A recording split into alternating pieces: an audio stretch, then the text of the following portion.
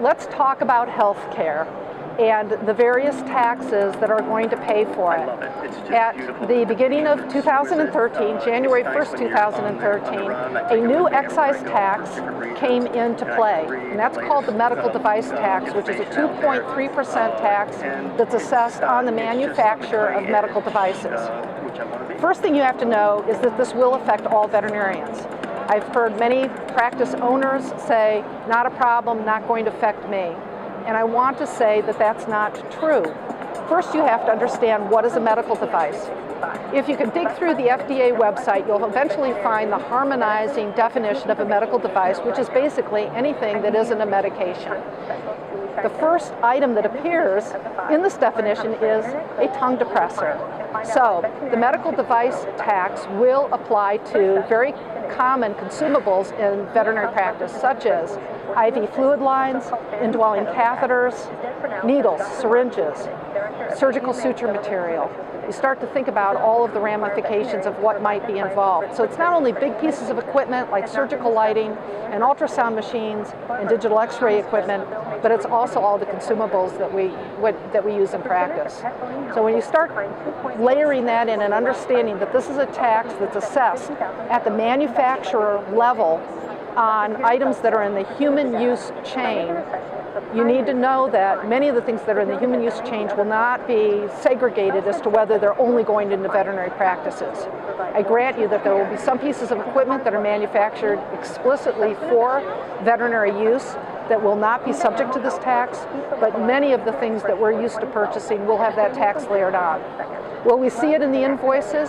Not as a line item, but we will see it as a price that is passed on to us as the final consumer of many of the things that are used in our veterinary practices.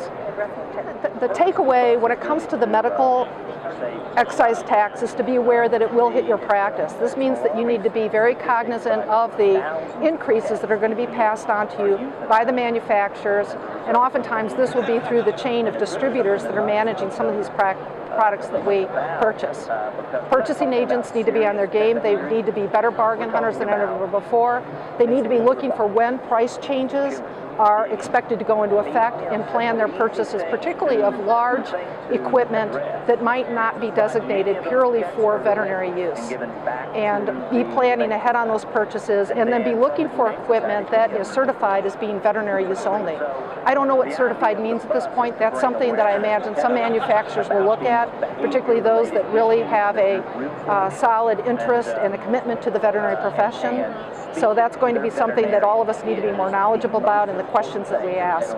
The other thing is being aware that there might be price increases coming through that not only cover the cost of manufacturing and healthcare at our distributor and our manufacturer levels, but also to cover this excise tax, will be the thought process about knowing when things are going to go into place with price increases that we have to absorb as veterinary practices.